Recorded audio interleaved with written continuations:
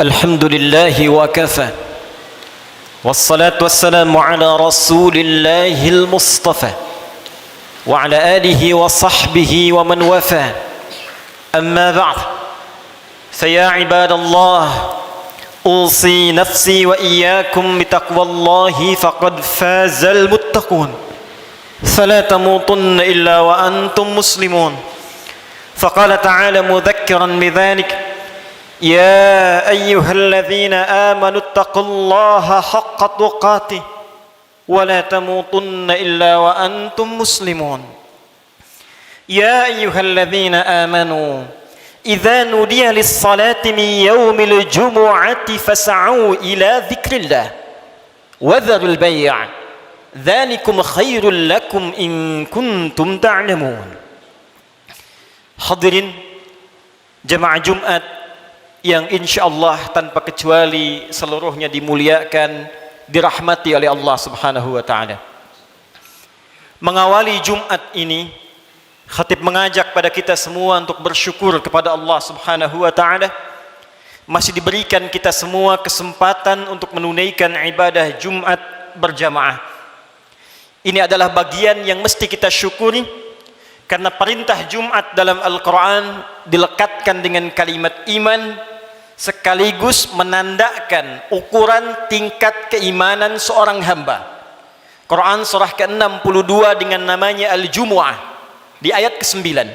Ya ayyuhalladzina amanu idza nudiya lis-salati min yaumil jumu'ah. Hei seluruh orang-orang yang beriman tanpa kecuali. Panggilannya menggunakan kata alladzina, disebutkan sebanyak 1080 kali dalam Al-Quran, menunjuk kepada objek tanpa batas. Besarkah, kecilkah, tuakah, mudakah, sepanjang punya iman. Diawali dengan kalimat ayyuha, ayyunya munada, haknya tanbih, penguat, pengingat. Disebutkan 150 kali dalam Al-Quran. Seakan Allah ingin mengatakan, hei semua orang yang beriman tanpa kecuali, aku ingatkan kalian semua, idza nudiya lis-salati min yaumil jumu'ati fas'au ila dzikrillah. Jika sudah tiba ada panggilan untuk menunaikan salat Jumat, maka respon bergegas untuk ingat kepada Allah Subhanahu wa taala. Rumus tafsir mengatakan, jika ada informasi dalam Al-Quran, apakah berupa perintah atau larangan atau sekedar informasi saja, namun dibuka dengan kalimat iman, maka informasi yang disampaikan sekaligus menjadi ukuran tingkat keimanan seorang hamba. Salat, perintahnya dibuka dengan kalimat iman. Al-Baqarah ayat ketiga. Alladzina yu'minuna bil ghaib wa yuqimuna as-salah. Sebelum dilakukan salat dibuka dengan iman, maka salat menunjukkan tingkat keimanan seorang hamba. Semakin semangat salatnya, semakin menunjukkan imannya kuat. Semakin malas berkurang kuantitas salatnya, semakin menunjukkan imannya lemah. Jumat dibuka dengan kalimat iman sekaligus memberikan kesan tingkat keimanan seorang hamba. Alhamdulillah, dari sekian Jumat yang pernah kita tunaikan sampai detik ini kita masih diakui beriman kepada Allah Subhanahu wa taala. Sampai detik ini kita masih dipanggil oleh Allah Subhanahu wa taala, karena tidak setiap hamba yang tinggal di muka bumi bisa mendapatkan panggilan iman dari sisi Allah Subhanahu wa taala. Namun hadirin, dari sekian Jumat yang pernah kita tunaikan, yang mempertaruhkan keimanan kita di hadapan Allah Subhanahu wa taala, berapa Jumatkah yang telah berhasil kita lalui dalam pandangan Allah Subhanahu wa taala? Dalam catatan khatib yang sederhana, seorang baligh yang berusia 20 tahun setidaknya telah menunaikan 650 kali Jumat dalam hidupnya. Jika ia berusia 30 tahun, setidaknya ia telah menunaikan 1150 kali Jumat dalam hidupnya. Jika ia berusia 40 tahun, setidaknya ia telah menunaikan Jumat 1650 kali dalam hidupnya. Dari sekian ratus ribu Jumat yang telah kita tunaikan, pertanyaannya, berhasilkah Jumat yang telah kita tunaikan itu? Benarkah Jumat yang telah kita tunaikan dalam pandangan Allah itu? Maka perhatikanlah satu kalimat singkat yang menjadi ukuran keberhasilan Jumat kita dalam pandangan Al-Quran. Fas'au ila dzikrillah. Fas'au ila dzikrillah. Jumat yang benar itu, kata Allah, Bukan Jumat yang sekedar datang untuk formalitas, datang untuk sekedar duduk, mendengarkan khutbah, kadang-kadang mengantuk, bahkan ada yang tertidur lantas pulang begitu saja. Bukan itu yang diinginkan kata Al-Quran. Bukan Jumat seperti itu kata Allah yang didambakan. Fas'au ila dzikrillah. Sekian pekan kita menunaikan Jumat, ratus dan ribuan kali. Tujuan utamanya zikrillah, zikrillah, zikrillah. Hadirin, kalimat zikir dalam Al-Quran setidaknya ketika diungkapkan oleh Allah Subhanahu wa ta'ala secara umum memiliki dua makna utama. Zikir pertama adalah keadaan yang mampu mengingatkan kita kepada Allah, yang dengan ingat itu terdorong kita untuk meningkatkan ibadah kepada Allah Subhanahu wa ta'ala. Karena itu segala jenis ibadah dalam Al-Quran dinamakan dengan zikir. Kita menunaikan salat, salat disebut dengan zikir oleh Al-Quran. Quran surah ke-20 Taha ayat yang ke-14. Allah berfirman, innani anallah la ilaha illa ana fa'budni wa aqimis salata li dzikri. Sungguh akulah Allah, Tuhan yang paling hak.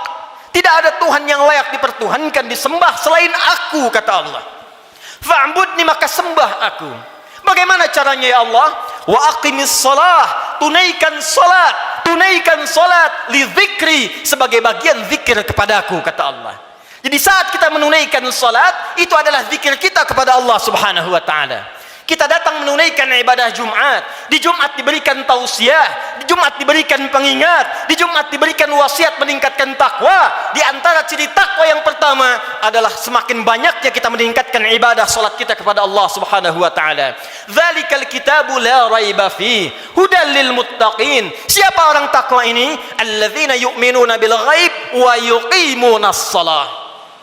Sampai dengan Jumat ini, dari sekian ratus kali, ribu kali, berapa kuantitas dan kualitas salat kita yang pernah ditingkatkan di hadapan Allah Subhanahu wa ta'ala?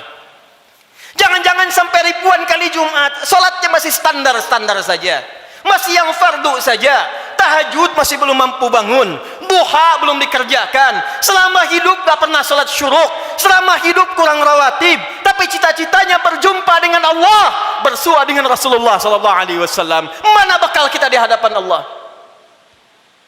Al-Quran disebut dengan zikir.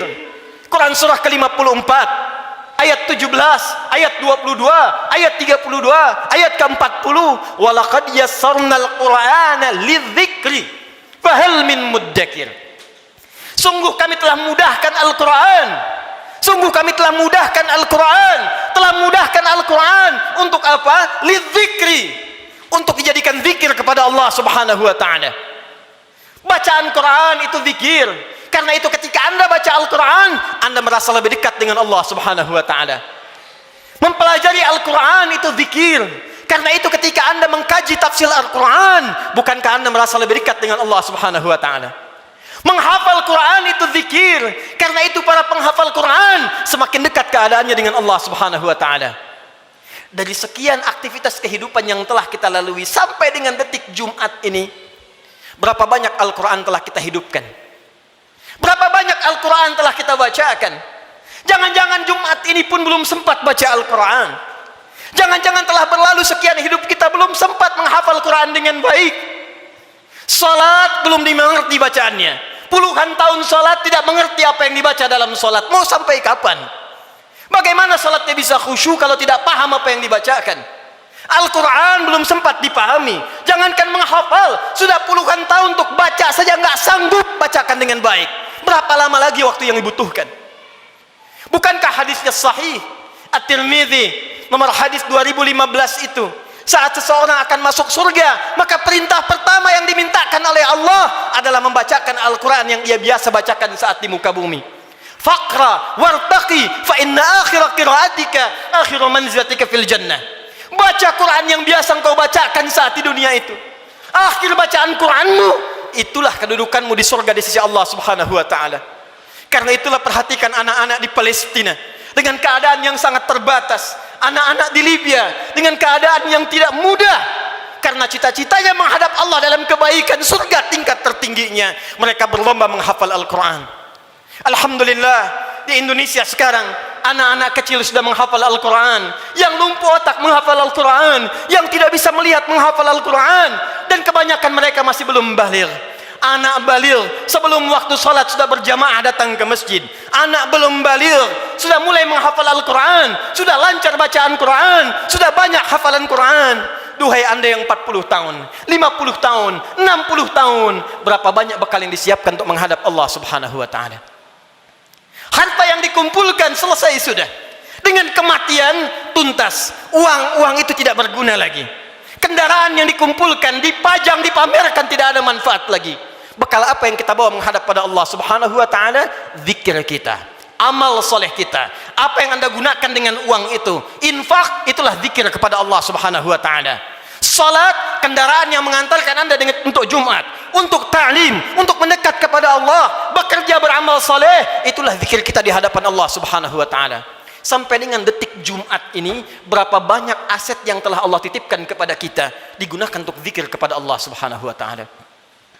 Hadirin yang kedua, jika disebutkan kalimat zikir dalam Al-Quran, maka diartikan oleh para ulama berdasarkan paparan Al-Quran sebagai keadaan ingat kepada Allah yang dengan ingat itu terjauh kita dari perbuatan maksiat.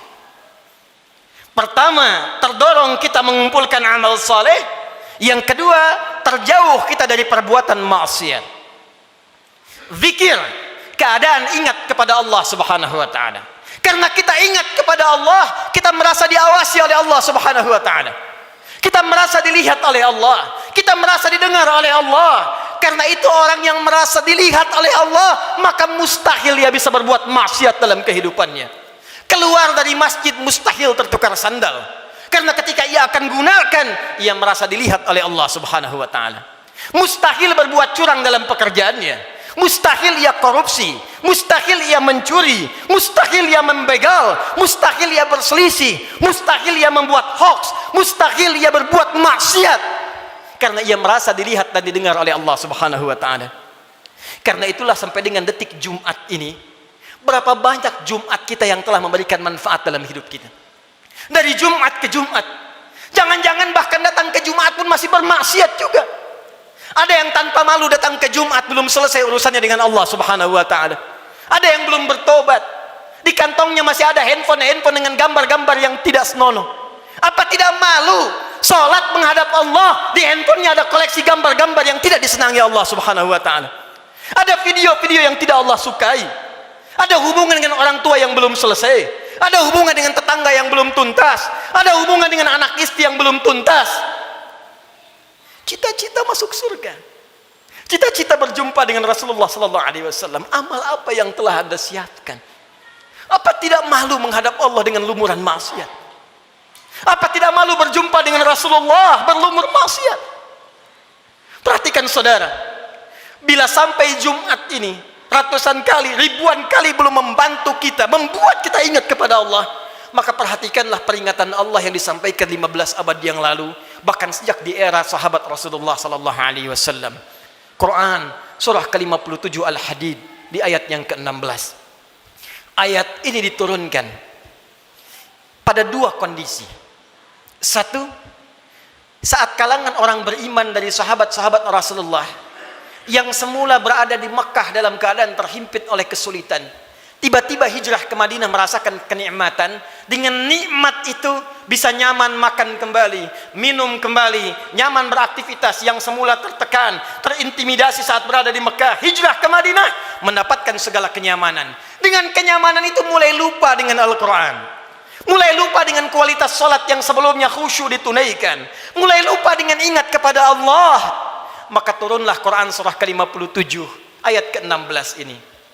Alam ya'ni lilladzina amanu an takhsha'a qulubuhum li dzikrillah wa ma nazala minal haqq wa la takunu kalladzina utul kitaba min qabl fatala 'alaihimul amadu faqasat qulubuhum wa katsirum minhum fasiqun. Alam ya'ni lilladzina amanu, hei kata Allah, belum tibakah waktu bagi orang-orang yang mengatakan dirinya beriman itu kepada Allah untuk serius imannya, untuk benar-benar mendekat kepada Allah? khusyuk menyembah Allah. Lidzikrillah, untuk ingat Allah. Untuk mulai sadar menyiapkan bekal pulang. Kalian itu akan wafat, kata Allah. Kalian pulang. Anda apapun pekerjaan Anda, kedudukan yang tinggi Anda dapatkan, harta yang banyak Anda raih, tetap Anda akan wafat. Orang-orang dulu wafat, yang kemarin wafat, yang sekarang pun akan wafat. Tunjuk diri Anda di cermin. Duhai Adi Hidayat, Anda wafat. Duhai fulan, Anda wafat. Kata Allah, masih tidak sadar juga. Masih belum ada juga kekhusyuan untuk ingat kepada Allah. Masih belum sadar juga akan dihisab. Mana solat kalian yang satu amalan itu akan menjadi penentu amalan yang lainnya. Inna awwala ma yuhasabu bihil abdu yaumal qiyamati as-salah. Sungguh amalan pertama yang akan dihisab oleh Allah di hari kiamat, salatnya. Mana amal soleh yang dikumpulkan? Kenapa banyak maksiat yang dikerjakan? Apa belum tiba waktunya untuk khusyuk menghadap mendekat kepada Allah Subhanahu wa taala? Duhai hadirin saudara-saudariku sekalian, kalimat iman disampaikan oleh Allah dan membuka kalimat Jumat sekaligus memberikan kesan pengingat kepada kita agar kita setiap Jumat mulai mengevaluasi amalan kita. Jangan-jangan selama ini sibuk dengan dunia. Jangan-jangan selama ini sibuk dengan kehidupan dunia, lupa menyiapkan kehidupan akhirat kita. Jangan sampai, kata Allah, seperti orang-orang sebelum kalian, terlena dengan urusan dunia, lupa dengan permainan dunia. Karena itulah waktu kemudian semakin dilewati, lupa dengan Allah Subhanahu wa taala, sehingga ibadah dan Al-Quran tidak memiliki kesan lagi. Al-Quran hanya sekedar menjadi pajangan saja, ibadah jadi formalitas saja. Akhirnya Jumat pun tidak ada rasa lagi. Jumat hanya sekedar duduk, datang, kadang terlambat, nunggu khatib naik, setelah itu pulang, begitu saja. Al-Quran cuma jadi pajangan, hiasan saja dibaca, sulit. Salat cuma jadi formalitas saja. Kalau itu terjadi dalam kehidupan kita, maka tanda alarm harus dinyalakan dalam jiwa kita. Itu pertanda ada keadaan hati kita yang belum khusyuk menghadap Allah Subhanahu wa taala. Maka ditutup kalimat ini, wa katsirum minhum fasiqun. Maka kalau sudah seperti itu, kebanyakan lupa dengan Allah, ujung-ujungnya menjauh dan banyak berbuat maksiat. Karena itu, khatib ingin mengajak kepada kita semua dalam waktu Jumat yang singkat ini, mari jadikan Jumat ini sebagai evaluasi untuk mendekat kepada Allah Subhanahu wa taala. Ingat-ingat satu saat kita pun akan wafat. Ingat anak-anak kita. Ingat orang tua kita. Demi Allah, sebentar saja renungkan. Setiap Anda berapapun usianya pasti punya orang tua.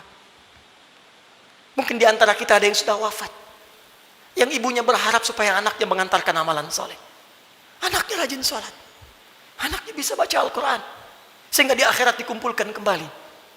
Duhai Anda yang para orang tua, saya yakin Anda pun punya anak, punya keluarga.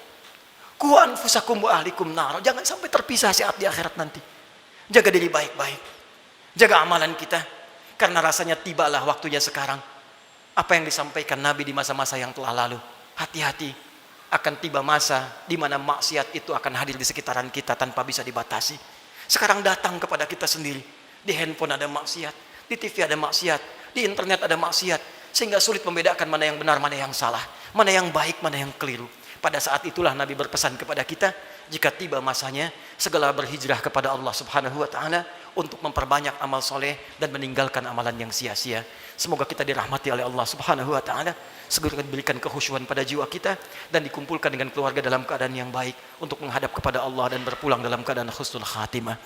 Barakallahu li wa lakum fil Qur'anil azim wa nafa'ani wa iyyakum bima fihi minal ayati wa dzikril hakim wa taqabbala minni wa minkum tilawatahu innahu huwas samiul alim. Ud'ullaha yastajib lakum jami'an.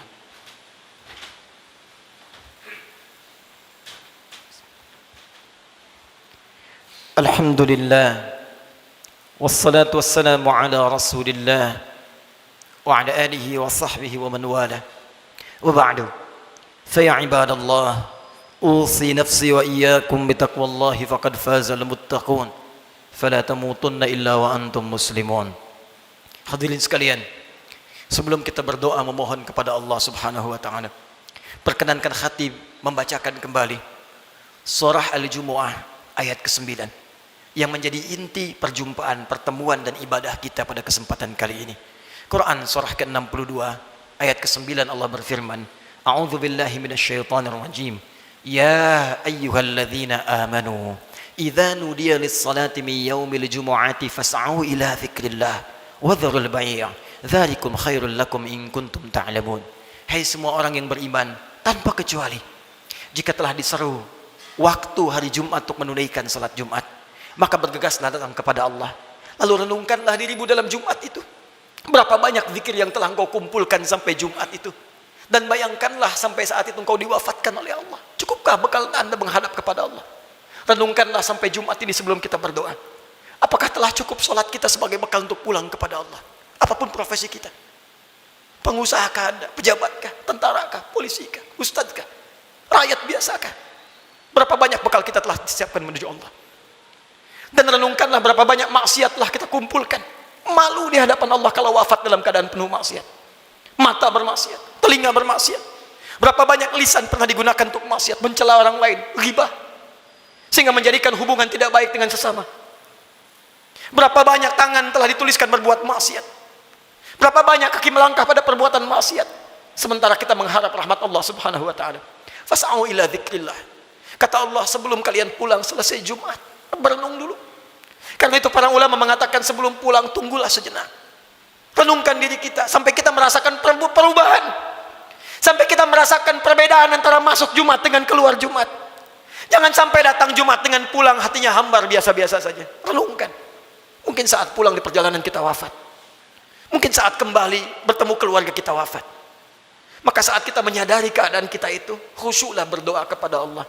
Dan saat itulah satu sekejap datang bagian dari waktu yang mustajab itu untuk dikabulkan oleh Allah Subhanahu wa taala. Bagaimana mungkin doa khusyuk dipanjatkan kalau hati kita belum khusyuk menghadap Allah Subhanahu wa taala? Karena itu mari kita renungkan sejenak. Dalami keadaan diri kita, dan boleh jadi dengan kekhusyuan itu apapun yang kita minta saat ini dikabulkan oleh Allah Subhanahu wa taala. Alhamdulillahirabbil alamin. Arrahmanir rahim, maliki yaumiddin. Iyyaka na'budu wa iyyaka nasta'in. Ihdinas siratal mustaqim. Siratal ladzina an'amta 'alaihim ghairil maghdubi 'alaihim waladdallin. Innallaha wa malaikatahu yusalluna 'alan nabi. Ya ayyuhalladzina amanu sallu 'alaihi wa sallimu taslima. Allahumma salli wa sallim wa barik 'ala habibikal karim, rasulikal amin, sayyidina Muhammadin wa 'ala alihi wa sahbihi ajma'in. Allahumma inna nas'aluka ya arhamar rahimin rabbana la tada' lana fi maqamina hadza wa fi kulli maqamin dhanban illa ghafartah. Ya Allah, kami mohon kepadamu ya Rabb di Jumat yang mulia ini. Jika ada satupun di antara hamba-Mu datang di Jumat ini pernah berbuat dosa dalam hidupnya, bahkan berlumur dosa dari sekejap tubuhnya, maka mohon ya Allah, jangan biarkan ia meninggalkan Jumat ini kecuali Engkau telah ampuni segala dosa-dosanya. Allahumma wala hamman illa farajtah. Ya Allah, jika ada di antara kami di Jumat ini yang tengah dirasakan kegelisahan dalam jiwanya, maka jangan biarkan ia pulang meninggalkan masjid ini kecuali Engkau telah tenangkan keadaan hatinya. Allahumma wala asiran illa yasartah. Ya Allah, jika ada di antara hamba-Mu yang beriman di Jumat ini tengah diuji dengan kesulitan di rumah tangganya atau di pekerjaannya ya Allah, atau di kehidupan sosialnya ya Allah, maka mohon dengan ketulusan keikhlasan Jumatnya ya Allah, angkat dan hilangkan segala kesulitan hidupnya ya Arhamar Rahimin. Allahumma wala dainan illa qadaitah. Ya Allah, jika ada di antara kami yang tengah diuji ya Allah dengan sulitnya rezeki, utang piutang, maka mohon ya Allah dengan keikhlasan Jumat yang ditunaikan, anugerahkan rezeki terbaik untuk melunasi utang-utang, memperbaiki kehidupan dan mendekat kepadamu ya Arhamar Rahimin. Allahumma wala maridan illa syafaitah. Ya Allah, jika ada di antara kami yang tengah Engkau uji dengan penyakit seberat apapun, maka mohon angkat dan sembuhkan penyakitnya. Allahumma dzab 'anna al-ba'sa wal bala wa khasatan corona. Allahumma ya Rabb, Allahumma ya Arhamar Rahimin, hilangkan seluruh wabah penyakit di sekeliling kami ya Arhamar Rahimin. Berikan kami kekuatan ikhtiar kami ya Allah untuk bersatu, berpadu, bersinergi ya Allah menghadapi ujian ini. Hilangkan segala wabah khususnya virus corona ya Arhamar Rahimin. Allahumma nashtaq lil masajid. Ya Allah, kami rindu untuk tenang menunaikan ibadah di masjid ya Allah. Li ta'alimina, untuk ta'lim kami ya Arhamar Rahimin. Salat kami ya Allah, kami merindukan kembali salat dengan tenang di masjid ya Allah. Saf yang utuh ya Allah. Ya Allah, jangan hukum kami ya Allah, karena kemaksiatan kami tidak mampu datang ke masjid lagi. Ya Allah, jangan hukum kami ya Allah, karena kesalahan kami dikeluarkan, dijauhkan dari masjid-masjid kami, dari ibadah-ibadah kami mohon ampun kepadamu ya Arhamar Rahim. Allahumma tubna ilaika taubatan nasuha. Ya Allah, kami bermohon taubat kepadamu di Jumat ini ya Allah, dari segala dosa-dosa kami. dari maksiat kami ya Allah. Tawaffana muslimin wa alhiqna bisalihin. Ya Allah, kami mohon ya Allah, jika Jumat ini menjadi Jumat terakhir dalam kehidupan kami, dan kami memang harus wafat di hari ini, maka wafatkan kami ya Allah sebagai hamba-Mu yang saleh. Jadikan wafat kami husnul khatimah, sertakan dengan orang-orang baik dalam pandangan-Mu ya arhamar rahimin. Idza kana hunalika ya Allah min baqiyati ayyamina faj'al baqiyata ayyamina hayatan thayyibah. Dan jika ada titian sebagian kehidupan dari kami yang masih mampu kami harus lalui ya Allah, maka jadikan sisa hidup kami hidup yang lebih baik daripada sebelumnya. Allahumma wahid sufufana, jannibna minat tafraqa wahfad biladana Indonesia ya Allah. Ya Allah, kami mohon jaga negeri kami Indonesia yang kami cintai ya Allah. Jauhkan dari perpecahan ya Allah. Satukan anak negeri kami ya Allah. Jaga para pemimpin kami dalam kebaikan ya Allah. Jaga para ulama kami dalam kemuliaan ya Allah. Jaga rakyat kami dalam kebaikan ya Allah. Ya Allah, Allahumma alimna linashkura hadhil balda Indonesia ya Allah. Ajarkan kami untuk mensyukuri nikmat kemerdekaan Indonesia ini ya Allah. Berikan kami bimbingan untuk mensyukuri nikmat negeri kami tercinta ini ya Allah. Allahumma taqabbal minna innaka antas sami'ul alim wa tub 'alaina innaka antat tawwabur rahim. Allahumma hdi ya Allah kullal 'asi fi hadhil jum'ah liyatubu ilaik ya Allah. Jika ada perbuat maksiat ya Allah, pelaku maksiat, pelaku kriminal datang di Jumat ini, maka lembutkan hatinya untuk bertobat ya Allah. Berikan kesempatan kepadanya untuk bertobat ya Allah. Ya Allah, berikan kekuatan kepada keluarga kami untuk menjadi keluarga yang baik. Anugerahkan kesolehan kepada istri kami ya Allah, anak-anak kami ya Allah. Ampuni dosa kedua orang tua kami ya Allah. Jika memang keduanya masih bersama kami, berikan kekuatan untuk membahagiakan keduanya ya Allah. Jika satu atau keduanya telah tidak bersama kami, maka berikan kekuatan untuk beramal mengantarkan cahaya bagi keduanya dalam kuburnya ya Allah. Allahumma ya Rabb, nashtaq bi Rasulillah. Ya Allah, kami merindukan perjumpaan dengan Rasulullah sallallahu alaihi wasallam. Kami rindu dengan Rasulullah. Kami rindu dengan Rasulullah.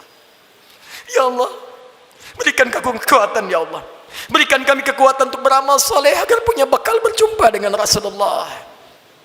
Jauhkan kami dari maksiat ya Allah yang bisa menghambat pertemuan dengan Rasulullah. Fi jannatikal firdaus, di surgamu di firdaus dengan rahmatmu ya arhamar rahimin. Allahumma rabbana atina fid dunya hasanah wa fil akhirati hasanah wa qina adzabannar. Ya Allah, anugerahkan segala kebaikan di dunia ini yang mampu kami capai, dan kemuliaan di akhirat yang mampu kami raih, dan jauhkan kami dari segala siksa-Mu. Kami takut dengan neraka-Mu ya Allah. Kami takut dengan ancaman-Mu ya Allah. Kami takut tidak berjumpa dengan-Mu ya Allah. Allahumma ya Rabb, tubna ilaika ya arhamar rahim. Bifadlika subhana rabbika rabbil izzati amma yasifun. Wassalamun alal mursalin wa akhiru da'wana alhamdulillahi rabbil alamin. Inna Allaha malaikatahu yusalluna 'alan nabi ya ayyuhalladzina amanu sallu wa sallimu 'alaihi wa sallimu taslima wa dzikrullahi akbar wa aqimus salata yarhamukumullah.